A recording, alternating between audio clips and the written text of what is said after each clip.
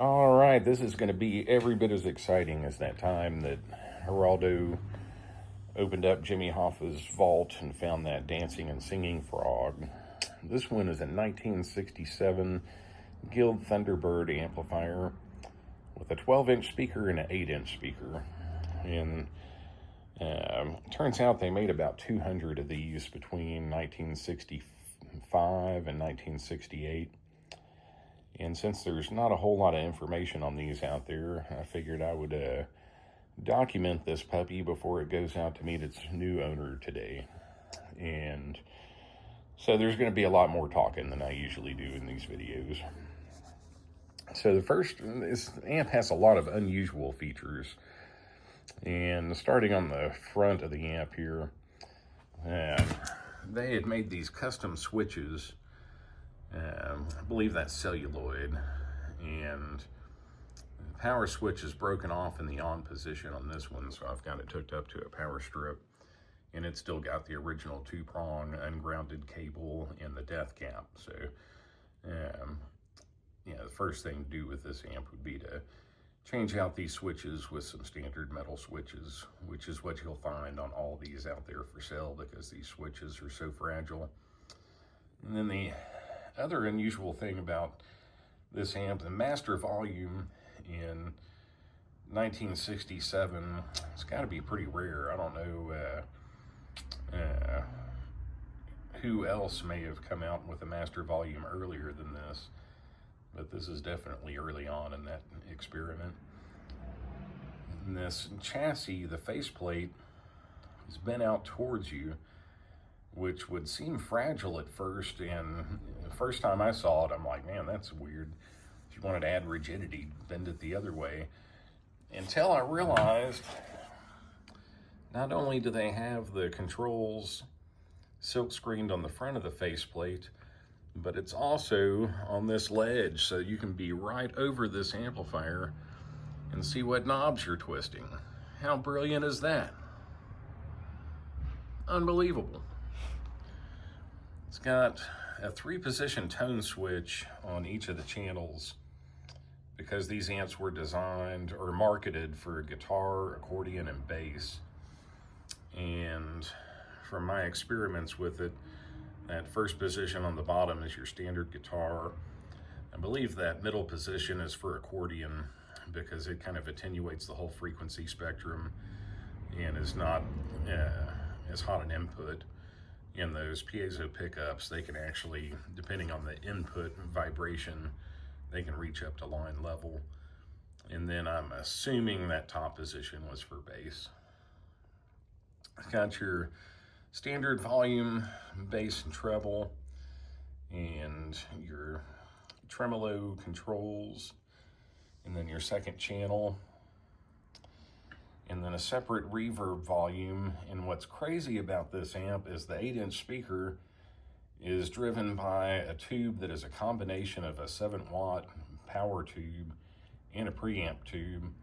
So the reverb just feeds that 8-inch speaker, which is very unusual. And then this cast metal foot switch, man, they went through some trouble to make that puppy. So looking at the back of this amp, it's got the original Jensen Concerto 12-inch speaker and the CTS 8-inch speaker, all original. Here's a tube chart. Get it to focus on there.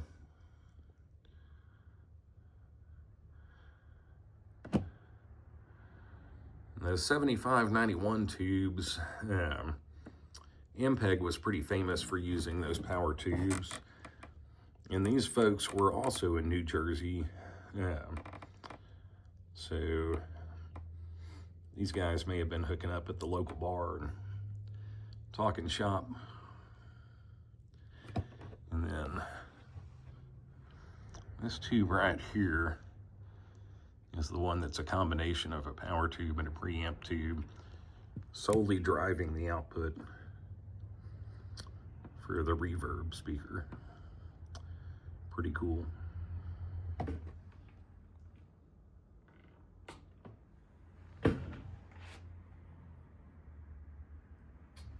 Gotta love that jewel light, man. Definitely East Coast, 1967.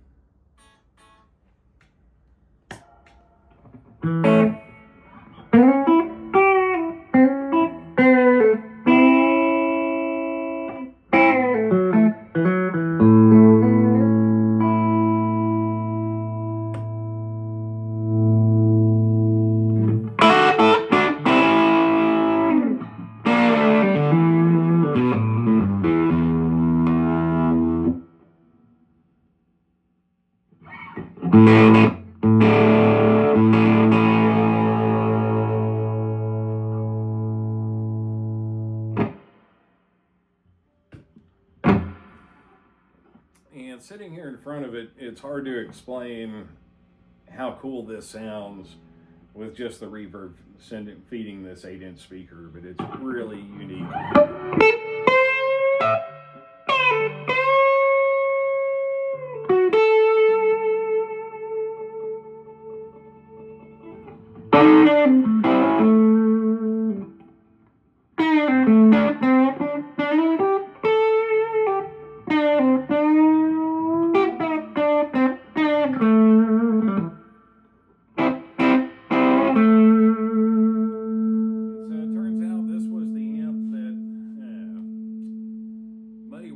Played through before he got his Blackface Deluxe reverb, and then I guarantee you that's where Mike Bloomfield discovered this amplifier, because the next thing you know he's playing this amp, and that's what he used at the Newport Folk Festival and playing with Dylan, and it's got like such a creamy bluesy distortion.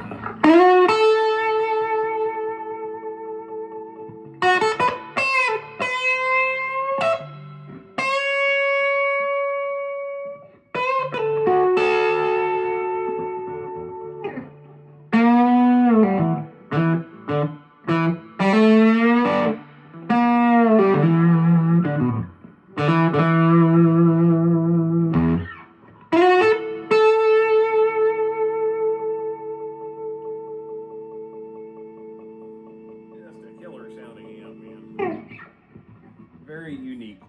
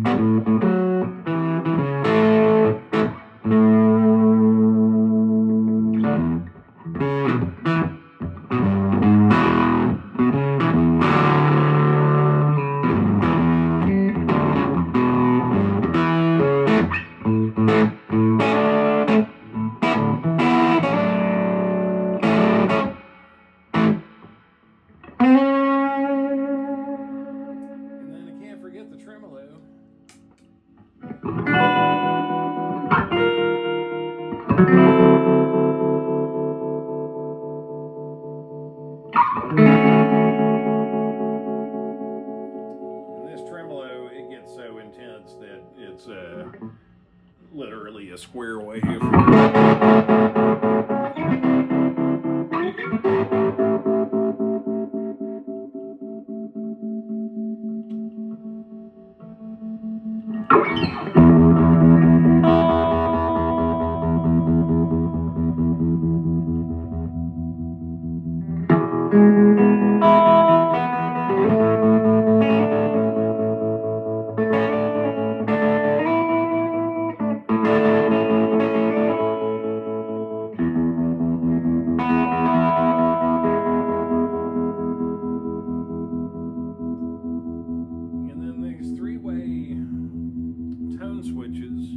Like I said, these amps were marketed for guitar, bass, and accordion. And on accordion, those piezo pickups, I mentioned that, depending on the input of the vibration, those can reach up to line level output.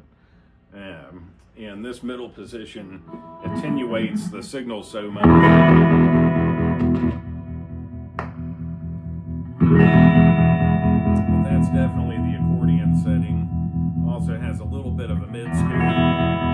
Get rid of the honkiness of that pickup. And then I'm sure this is the bass setting.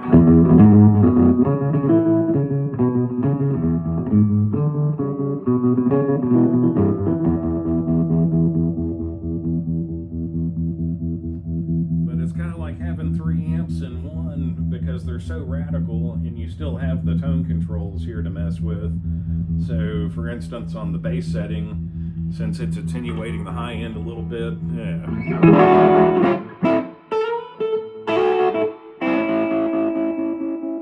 get a completely different sound out of that setting.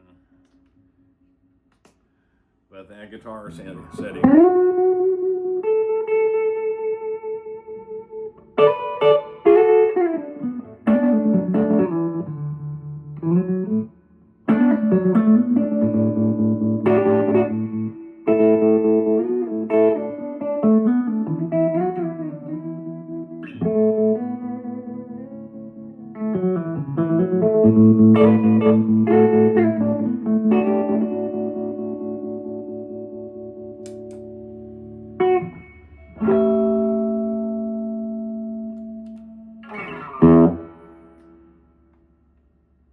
That's the Guild Thunderbird with the 12 and the 8. Really unusual amp. I hate to see this one go. It's really cool.